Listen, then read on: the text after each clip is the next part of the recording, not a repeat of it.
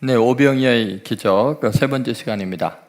결핍의 순간 더욱 나눠주라. 한번 따라해보세요. 결핍의 순간 더욱 나눠주라.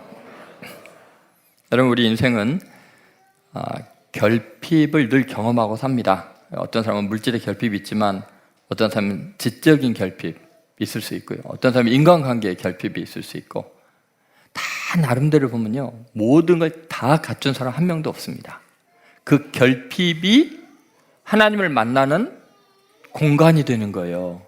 하나님의 기적으로 채워주는 놀라운 은혜의 장소가 되는 거예요. 여러분 믿습니까? 그래서 결핍이 하나님의 영광으로 가득 채워주는 방법이 뭐냐? 성경은 명확하게 일관성 있게 이야기하는 게 뭐냐면 결핍한 순간에 오히려 나눠주라는 거예요. 하나님은 결핍의 순간에 얻어먹으라고 하는 게 아니라 나눠주라. 그러면은 놀라운 은혜를 경험하고 하나님의 풍성함을 경험하게 될 거다. 그런 이야기를 오늘 본문에 하고 있습니다. 첫 번째는 나눔은 자신의 가치를 창출하는 것, 기적이다 그랬어요. 한번 따라해보세요. 나눔은 자신의 가치를 창출한다. 여러분, 우리가 어떤 것을 나눌 때요, 정말 놀랍게 아무것도 아닌 무기력한 내가 뒤에 있는 사람들에게 어마어마한 영향을 끼치고 하나님께 귀하게 쓰임받는 기적이 일어납니다. 자, 오늘 본문을 잘 보면은 보리떡 5개, 물고기 2마리. 누구 거죠? 여러분, 오늘 본문에는 마태, 마가, 누가복음, 공간복음서에는 그 주인이 안 나와요. 그래서 제자들 것인 걸로 생각을 해요. 그런데 요한복음 기자는요, 도대체 이 보리떡 5개, 물고기 2마리가 어디서 나왔는지를 밝혀주고 있어요. 누구 거예요? 네, 요한복음 6장 9절에 보면 주인이 나와 있죠. 같이 읽겠습니다. 여기 한 아이가 있어 보리떡 5개와 물고기 2마리를 가지고 있나이다. 그러나 그것이 이 많은 사람에게 얼마나 되겠사옵나이까. 자, 이 아이가 지금 보리떡 5개와 물고기 2마리 가지고 있는 것을 어떻게 알았을까요? 지금 어른들만 5,000명이고 여자와 아이들까지 하면 12,000명이 모인 자리에서 이 아이에게 이게 있다는 걸 어떻게 알았을까요? 지금 꼬르륵꼬르륵 배고프고 너희가 먹을 걸 주라 그러니까 아마 애가 옆에 어디서 들었나 봐요. 그러면 이거라도 좀 주세요 그랬을 거 아니에요. 얘가 가지고 온 거예요. 여러분, 우리는 지난 시간에 감사가 기적의 통로라는 이야기를 했어요. 근데 더 큰 기적, 그건 뭐냐면 나눔을 통한 기적은 더 위대합니다. 한 아이의 나눔이 이 아이의 존재 가치를 얼마나 위대하게 바꿨습니까? 이 아이 때문에 남자만 5,000명, 그리고 여자와 아이들까지 다 합쳐서 12,000명이나 되는 사람들이 배불리 먹었어요. 배불리. 이 아이 한 명의 나눔이 수많은 사람들의 굶주림을 해결하고 있다는 거예요. 이게 말도 안 되는 것 같지만 이 아이의 영향력이라는 거, 이 아이의 존재 자체의 위대함은 이 아이의 작은 나눔으로부터 파생하고 있죠. 이 아이의 나눔이 역사에 영원히 기념이 되고 있잖아요. 만약 이 아이가 도시락 혼자서 다른 사람 없대요? 뺏기면 안 된다고 화장실 가서 몰래 먹어버렸으면 이 아이는 아무런 영향력이 없잖아요. 역사에 영원히 기록이 안 될 건데 자기도 배고프면서 먹을 게 없다고 하니까 베푸는 것을 통해서 예수님께서는 너희가 먹을 걸 주라라는 말씀에 순종하는 한 아이를 통해서 기적이 일어나는 거예요. 오병이어의 기적을 일으킨 아이가 얼마나 복된 아이입니까?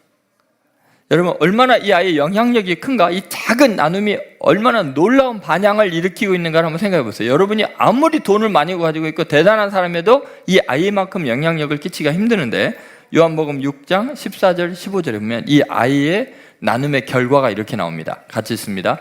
그 사람들이 예수께서 행하신 이 표적을 보고 말하되 이는 참으로 세상에 오실 그 선지자라 하더라. 그러므로 예수께서 그들이 와서 자기를 억지로 붙들어 임금으로 삼으려는 줄 아시고 다시 혼자 손으로 떠나 가시니라. 아멘. 예수님이 오실 그 예언된 선지자, 모세의 후계자로 오실 그분, 그 메시아인 것을 느끼게 해주는 결정적인 역할을 이 아이가 한 거예요. 이 아이가 제공하지 않았으면 오병이의 기적은 없잖아요. 더 놀라운 것은 사람들이 이 예수님의 행한 기적을 보고서 예수님을 임금으로 삼으려고 그랬어요. 여러분, 어마어마한 정치적인 영향력까지 발휘하고 있는 걸 알 수 있어요. 도대체 이 아이가 뭐를 한 거예요? 뭐 캠페인을 했습니까? 굉장히 많은 걸 가지고 사람들에게 뭐 대단한 영향력을 끼쳤습니까? 그 작은 것 나누면, 예수님께 드리면, 아니 예수님의 말씀대로 너희가 먹을 걸 주라 했을 때 그냥 그걸 그대로 순종만 하면은 자기가 원하는 것과 전혀 상관없이 하나님은 그걸 통해서 엄청난 일을 이루시는 거예요. 그러니까 여러분, 우리 자신의 삶이 영향력이 없고 뭔가 대단한 일을 하지 못하고 있으나 마나한 존재가 된 이유가 뭔지 아세요? 움켜쥐고 있어서 그래요. 많이 가진다고 영향력 끼치는 거 아니에요. 우리는 착각을 해. 자꾸 많이 쌓아두면 내가 영향력 있다고 생각하는데 천만에서 욕만 쌓입니다. 탐욕스러운다는 소리나 듣습니다. 아무것도 없고 부족한데도 조금씩 나눠주는 그 사람들은 모든 것을 가진 사람보다 나눔에 있어서는 더 부유한 거 아니겠습니까? 여러분, 우리는 실제로 이 나눔을 통해서 나라는 존재가, 그 존재 자체가 위대해진다는 것을 왜 못 깨닫는지 모르겠어요. 내가 가지고 있을 때, 나를 위해서 쓸 때는 나라는 존재는 남들이 보기에도 하찮아져요. 아무리 많이 가지고 있어도요. 자기만 먹고 자기 잘난 척하고 자기 이름이 드러나는 곳에서 거드름 펴려고 쓰고 이런 것들은요, 아무런 도움이 안 됩니다. 그런데 정말 결핍과 없는 중에 나누는 것은요, 하나님께서 그 사람 자체를 위대하게 사용하십니다. 여러분 꼭 기억하세요. 내가 나누어주는 순간, 베푸는 순간, 더구나 결핍의 순간에 베풀 때는 나라는 존재 자체가 위대한 가치를 지니게 되는 기적이 일어난다는 거예요. 그러니까 주님께서 자꾸 나눠주라 그런 거예요. 자, 두 번째 우리가 생각할 건 이런 거죠. 나눔은 부족함을 풍성함으로 바꾼다. 한번 따라해보세요. 나눔은 부족함을 풍성함으로 바꾼다. 여러분, 이것이 성경의 원리이고 주님이 오늘 보여주는 거예요. 여러분, 우리는 풍성하기를 원하잖아요. 자꾸 넘치는 삶을 살기를 원하잖아요. 근데 그 방법이 뭐예요? 움켜쥐기만 하면, 자꾸 쌓아놓으면 그럴 거라고 생각하는데 천만의 말씀이에요. 어때요 여러분? 냉장고에 자꾸 쌓아놓으면 썩어요. 나중에 치우느라고 곤란해요. 여러분, 어떻게 계속 채워질 수 있냐면 자꾸 나누어 보세요. 신기하게 채워집니다. 자, 오늘 16절, 17절 보시죠. 누가복음 9장 16절, 17절. 주님께서 하신 말씀 잘 보세요. 같이 했습니다. 예수께서 떡 5개와 물고기 2마리에 가지사 하늘을 우러러 축사하시고 떼어 제자들에게 주어 무리에게 나누어 주게 하시니 먹고 다 배불렀더라. 그 남은 조각을 12바구니에 거두니라. 아까 떡 몇 개였어요? 5개, 물고기 2마리. 근데 물고기도 뭐 큰 게 아니겠죠. 애가 먹는 거니까. 그런데 어떻게 됐다고? 다 배불리 먹었어요. 12,000명이. 그리고 얼마나 남았어요? 12광주리에 거두었어요. 어떻게 이런 기적이 일어났죠? 너희가 먹을 것을 주어라 라는 말씀 그대로 나누니까 풍성해졌어요. 여러분, 나눔은 부족함을 풍성함으로 바꾸는 기적을 일으킵니다. 여러분 믿습니까? 이건 이 세상 사람들이 생각과 전혀 거꾸로 가는 건데, 실제로 하나님이 이 세상을 움직이고 인간의 생사화복을 주관하신 분이니까 말씀대로 이루어져요. 여러분, 이걸 믿어야 돼요. 세상 사람들이 말하는 대로 움켜쥐고 쌓아주면 넘칠 거라고 생각하는데 천만이었습니다. 반드시 도둑 맞습니다. 썩습니다. 동록이 먹는다고 주님이 말씀하고 계세요. 그래서 하늘에 쌓아두라고 하잖아요. 하늘에 쌓아두는 방법이 뭐예요? 필요한 사람들에게 나눠주는 거예요.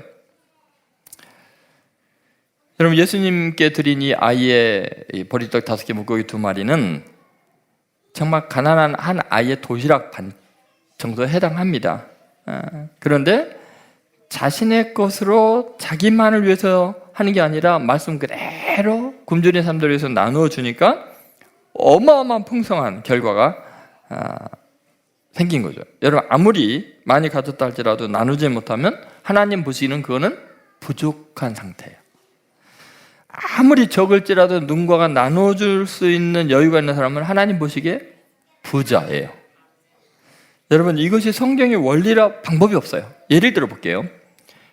엘리야 선지자가 기근에 7년 흉년에 굶주려 죽을 것 같은 절망적인, 몇 년인지 제가 또 헷갈리네요. 근데 어쨌든 너무 흉년 때 굶주려 있는데 사르밧에 있는 과부에게 가서 얻어먹고 살아라고 이야기돼요. 근데 그 사르밧 과부는 더 가난한 사람이 있어요. 자, 한번 그 이야기가 펼쳐져 있는데 한번 우리가 성경 본문 한번 읽어보도록 하겠습니다. 열왕기상 17장 8절에서 16절, 길지만 한번 읽어보세요. 같이 읽습니다. 여호와의 말씀이 엘리야에게 임하여 이르시되 너는 일어나 시돈에 속한 사르밧으로 가서 거기에 머물라. 내가 그곳 과부에게 명령하여 내게 음식을 주게 하였느니라. 그가 일어나 사르밧으로 가서 성문에 이를 때 한 과부가 그곳에서 나뭇가지를 줍는지라.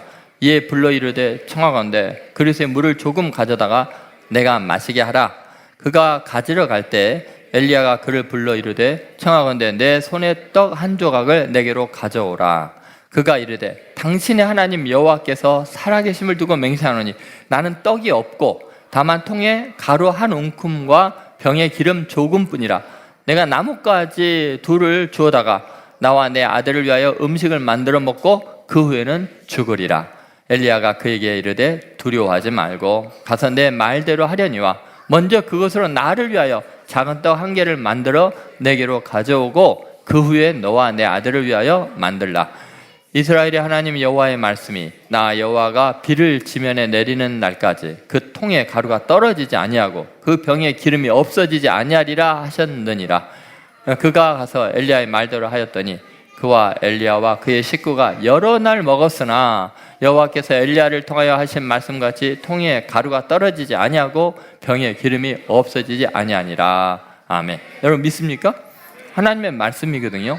제가 지어낸 이야기가 아니고. 여러분 한번 생각해보세요. 여러분이 가루 조금밖에 없고 이제 이거 먹고 마지막 애와 함께 굶어 죽으리라 하고 생각하고 있는데 제가 여러분 집을 방문했어요. 이제 먹고 죽으려고 그거밖에 없는데 제가 그걸로 떡 만들어서 나 먹이라고. 남은 건 니네 먹어라 그러면 여러분 뭐라 그러겠어요? 요새 목사들이 타락을 해도 저 정도야. 분명히 그랬을 거예요. 그죠? 그런데 여러분 보세요. 그렇게 없는 중에 먹고 죽으려고 했는데 하나님의 말씀이니까 순종합니다 하고 너희가 먹을 걸 주라 하는 그 말씀 그대로 어때요? 순종을 했더니 엘리야와 그 가족 식구가 다 먹고도 계속해서 나오는 거예요. 이게 하나님의 원칙이에요, 여러분. 하나님은 이렇게 역사하시는 거예요. 누가복음 6장 38절에 보면 그 유명한 말씀이 있잖아요. 같이 읽습니다. 주라 그리하면 너에게 줄 것이니 곧 후히 되어 누르고 흔들어 넘치도록 하여 너에게 안겨주리라. 너희가 헤아리는 그 헤아림으로 너희도 헤아림을 도로 받을 것이니라. 아멘. 여러분 어떻게 우리는 하나님께 받을 수 있어요? 후히 되어 누르고 흔들어 넘치도록 복을 받는 방법이 뭐라고요? 주라 그랬잖아요. 너희가 먹을 것을 주라 그랬어요. 그리하면, 근데 우리는 그리하면 이 말씀을 무시하는 거죠. 주지는 않고 주시옵소서 맨날. 아니 하나님께서 누르고 흔들어 넘치도록 채워주는 방법을 분명히 여러 가지 사건을 통해서 말씀을 통해 이야기하셨잖아요. 주라 그리하면 주겠다 그러는데 우리는 계속 채우면서 주시옵소서. 주시면 내가 주겠습니다. 왜 청개구리입니까? 거꾸로 합니까? 하나님이 이 사업 일으켜 주시면 내가 헌신하겠습니다. 그러니까 안 되는 거예요. 성공하면 주겠습니다. 그러니까 성공 안 하는 거예요. 없는 형편에서 줘야 누르고 흔들어 넘치도록 채워주시는 거예요. 이 성경의 원리인데 어떻게 하겠습니까? 여러분 이 원리 계속 설교를 들어도 세속적인 욕심과 살아온 방식과 스타일 때문에 절대로 못 기를걸요 이거? 제가 이 말씀을 선포해서 이 말씀대로 순종할 사람이 몇 명이나 되겠습니까? 정말 이 말씀이 하나님의 말씀이고 내 인생을 바꿀 놀라운 은혜의 말이라는 걸 여러분 믿습니까? 실천해 보세요. 반드시 하나님의 말씀은 사건이 됩니다. 하나님이 복 주시는 방법은 명확해요. 주라 그리하면 너에게 누르고 흔들어 넘치도록 너에게 안겨주겠다. 너희가 헤아리는 그것은 너희가 도로 헤아림을 받는다는 게 뭐예요? 베풀면은 하나님이 그대로 나에게 채워준다는 거예요.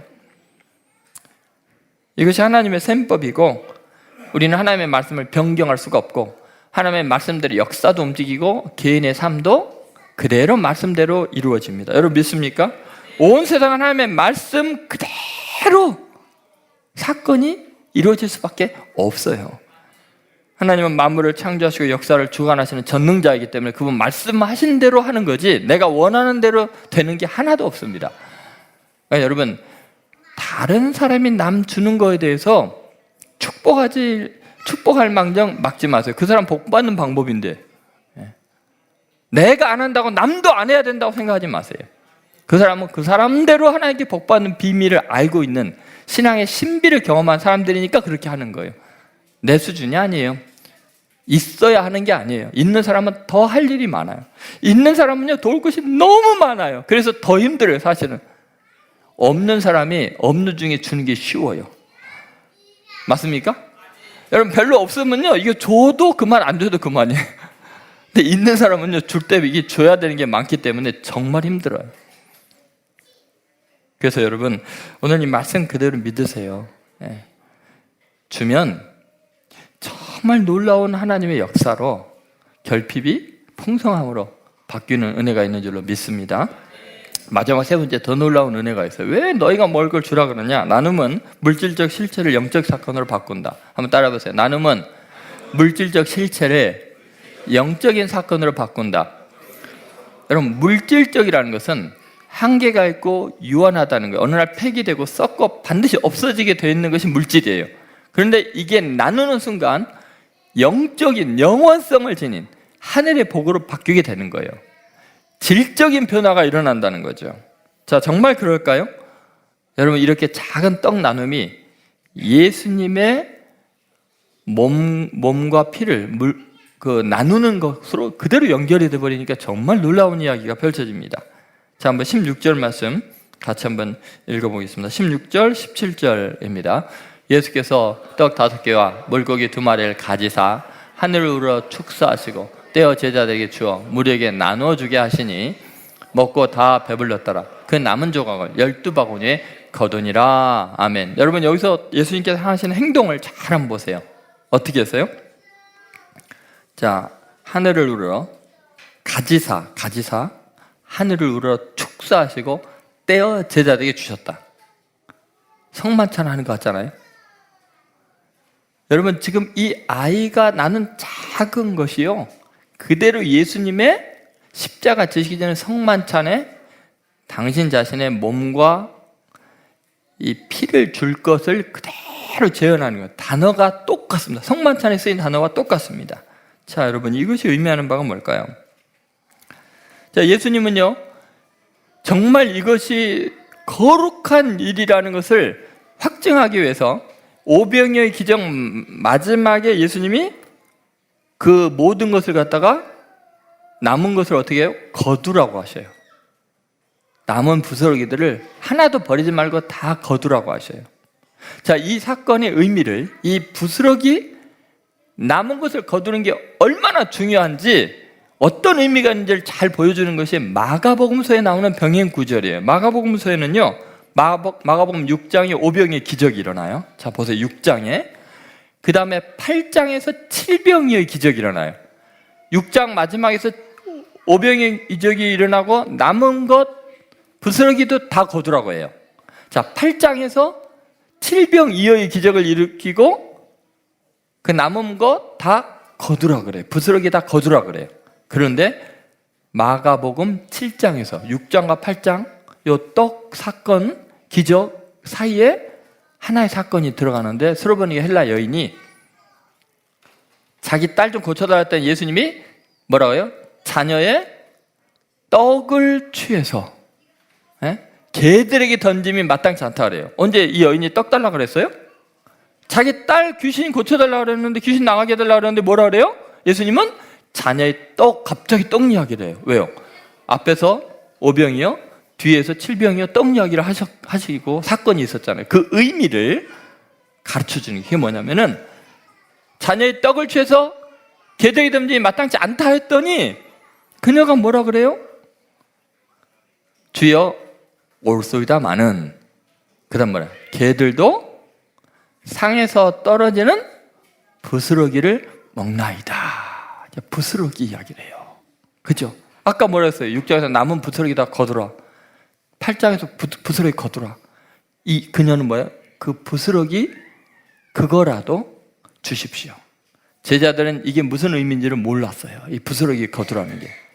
근데 예수님이 당신의 살과 피를 다 부서뜨려 가지고 다 우리들을 위해서 주시는 부스러기같이 부서지는 그것이 바로 성만찬이거든요. 이 성만찬의 의미, 예수님이 자기의 몸을, 자기의 생명을 아낌없이 떼어 나누어주는 이 인류 구원의 엄청난 사건의 예표가 오병이의 사건 속에 있었던 거예요. 그것을 제자들은 깨닫지 못하는데 그 여인은 참여하고 있잖아요. 그 부스러기라도 주십시오. 여러분 무슨 말이냐면 지금 이 아이는 그냥 예수님 명령대로 먹을 걸 주라 그래서 자기가 가진 거 줬어요. 이 물질 썩고 없어지고 먹으면 배설물에 나올 걸 줬어요. 그런데 그것이 영원한 우리의 생명의 떡이신 예수님, 그분의 보혈의 능력, 그분이 우리 인류의 생명을 구원할 영적인 어마어마한 사건의 중요한 예표가 되고 있다는 거예요. 여러분 이것이 얼마나 놀라운 이야기인가 보세요. 여러분 이해하기 쉽기 위해서 한번 예를 들어보겠습니다. 2차 세계대전 때 유대인들이 독일 나치에 의해서 어마어마한 박해와 살생을 당했죠. 그때 한 유대인 부자가 이 무서운 핍박을 피해서 모든 재산 다 버리고 생명 살기 위해서 도망 다녔어요. 그리고 파리의 어느 거리를 지나다니면서 이제 완전히 그 거지가 다 된 모습이죠. 방황하고 있는데 빵집을 지나가는데 너무 그 빵 냄새가 좋은 거예요. 배가 고파서 죽겠는데 돈이 한 푼도 없고, 이 부자였던 사람은 동냥도 못해요. 그죠? 막 침울걸 다 걷다 넘기고 있는데 또 다른 유대인 청년이 누더기 옷을 입고 거기서 이게 정신이 반 나가갖고 막 침울걸 다 걷다 넘기고 쳐다보고 있는 거예요.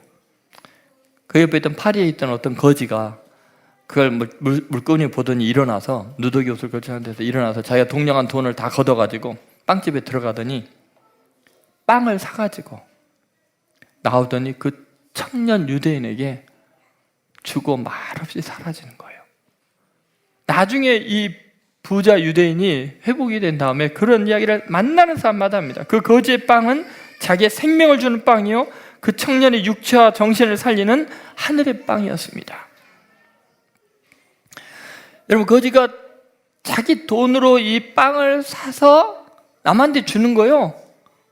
그 정말 자기 생명을 주는 것처럼 귀한 거예요. 나누어 주는 거. 결핍 중에 나누어 주기 때문에 물질적인 사건이 영적인 사건이 되는 거예요. 한 영혼을 살리는 거예요. 영혼이 부자의 마음에 그 잊혀지지가 않는 거예요. 물질적인 거 희생하면 영적인 가치를 만들어내는구나. 어마어마한 깨달음을 갖고 그의 삶이 바뀌는 거죠. 베르자예프라는 사람이, 이 사람인지 모르겠어요, 이런 말을 했어요. 자, 한번 같이 읽어보겠습니다. 내가 먹는 빵은 하나의 물질이지만 내가 다른 사람에게 주는 빵은 영적인 것이다. 아멘? 여러분 우리는 그동안요 신앙생활은 뭔가 잘못했어요. 움켜쥐고 많이 받기만 하고 그것이 복음으로 알았는데 성경의 원리는 명백해요. 오늘 이 말씀을 통해서 여러분 한 사람 한 사람이 정말 풍요로운 삶, 존재가 정말 거룩한 삶, 그리고 여러분의 물질들이 전부 다 영적인 사건, 하나님의 나라의 위대한 도구들로 변화되는 은혜를 경험하게 되기를 바랍니다. 오늘 이 말씀이 예수님의 성도들을 변화시킨다면 그 성도들로 인해서 세상이 변화될 줄로 믿습니다.